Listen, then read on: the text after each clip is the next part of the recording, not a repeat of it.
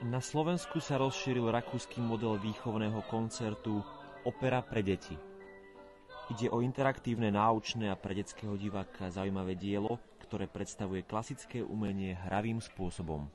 Opera Čarovná flauta od Wolfganga Amadeusa Mozarta v slovenskom preklade je skrátená a prispôsobená tak, aby sa deti mohli zapojiť do predstavenia a stať sa súčasťou príbehu.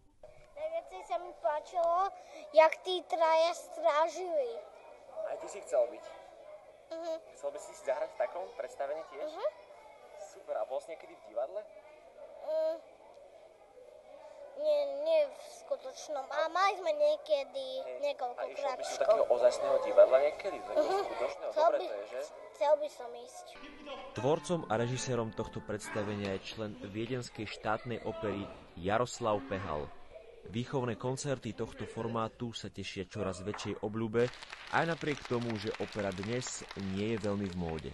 Hlavným cieľom samozrejme celého tohto projektu je tá motivácia, aby dieťa, ktoré príde na takéto predstavenie, nebolo z toho predstavenia nejaké znudené, znechutené, aby sedelo niekde v tme divadla a z diaľky pozorovalo dej, ktoré možno nerozumie, možno rozumie.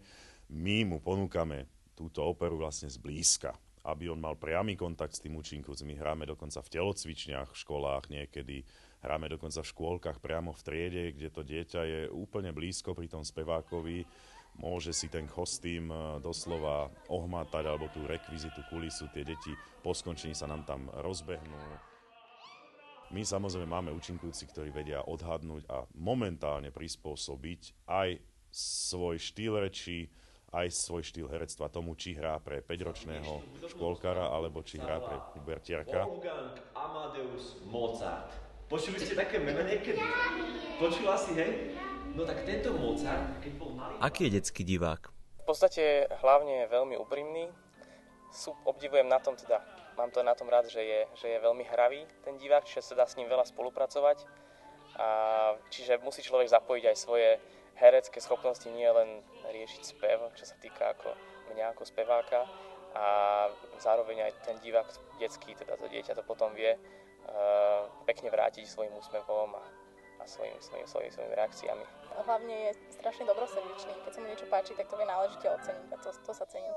Chleba piecť, iba jednu kúru upiekla a tá jej z pece utiekla. Super, úžasné. Dohonila kúru na moste, Druhá sloha. Pripašila ju tam po chvoste, prečo si sa kúra nepiekla, prečo si z pece utiekla.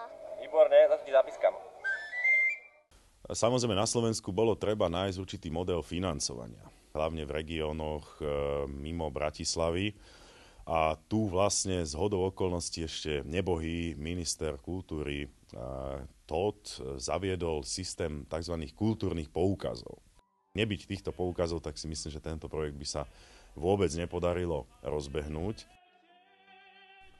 To znamená, že detský divák si môže toto predstavenie vychutnať za symbolické euro. Preto buďme radi, že na Slovensku existuje projekt tohto typu a formuje mládež tým správnym smerom.